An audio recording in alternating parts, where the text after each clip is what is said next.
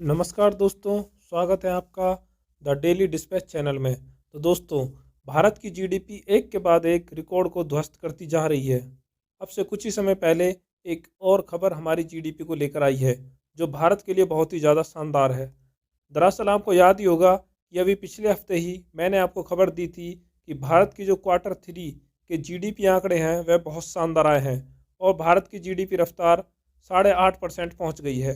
और इन आंकड़ों ने पूरी दुनिया को हैरान कर दिया था, क्योंकि 8.5% का मतलब यह है कि भारत की अर्थव्यवस्था अमेरिका से 4 गुना तेज़ी से बढ़ रही है, चीन से दुगनी तेज़ी से बढ़ रही है।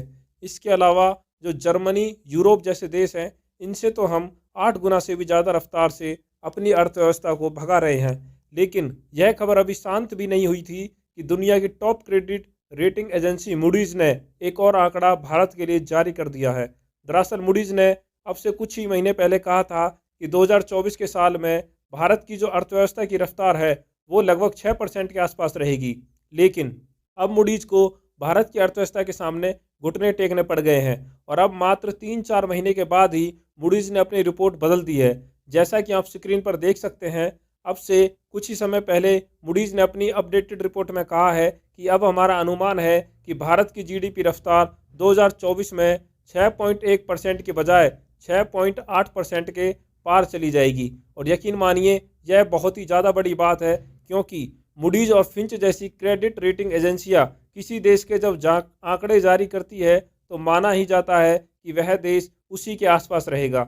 मान लीजिए इन्होंने भविष्यवाणी करी कि भारत की रफ्तार रहेगी 6%, तो माना यह जाएगा कि भारत की जीडीपी रफ्तार ज़्यादा से ज़्यादा 6.2% पर चली जाएगी और कम से कम 5.5% रहेगी, यानी कि 6% के आसपास रहेगी। लेकिन मूडीज ने जिस प्रकार से 3-4 महीनों के अंदर भारत की रफ्तार 6% से बढ़ाकर लगभग 7% के करीब ले गए हैं, इसने दुनिया को चौंका दिया है।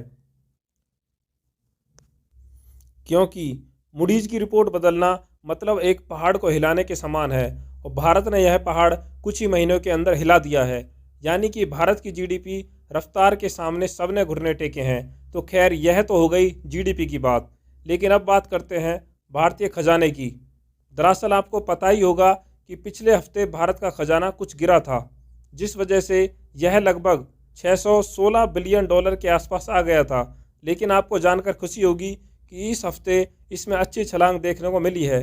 हमारा खजाना लगभग 3 बिलियन डॉलर बढ़कर 619 बिलियन डॉलर के मार्क पर पहुंच गया है।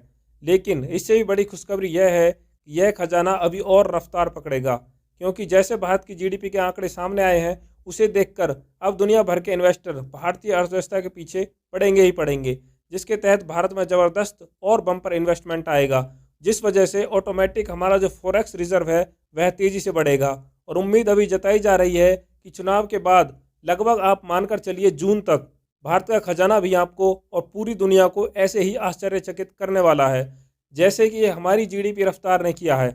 और जैसा कि मैंने आपको पहले कहा था कि यह साल भारतीय अर्थव्यवस्था के लिए बहुत ही ज़्यादा क्रूशल होगा। ये मेक और ब्रेक वाला साल है हमारे लिए। अगर हमने यहाँ पर अच्छा कर दिया तो आने वाले कई दशकों तक हम अच्छा करेंगे। अगर हमने यहाँ पर चीज़ों को ख़राब कर दिया तो भविष्य हमारे लिए मुश्किल होगा। और यही कारण है कि इस साल फाइनेंस की खबरों पर मैं आपको ज़्यादा वीडियो दूंगा, जिससे कि आप सरल भाषा में हमारी अर्थव्यवस्था की गहराइयों को समझ सकें। इसलिए चैनल को सब्सक्राइब ज़रूर कर लेना, ताकि ऐसी कोई भी वीडियो आपसे मिस ना हो जाए। धन्यवाद। जय हिंद।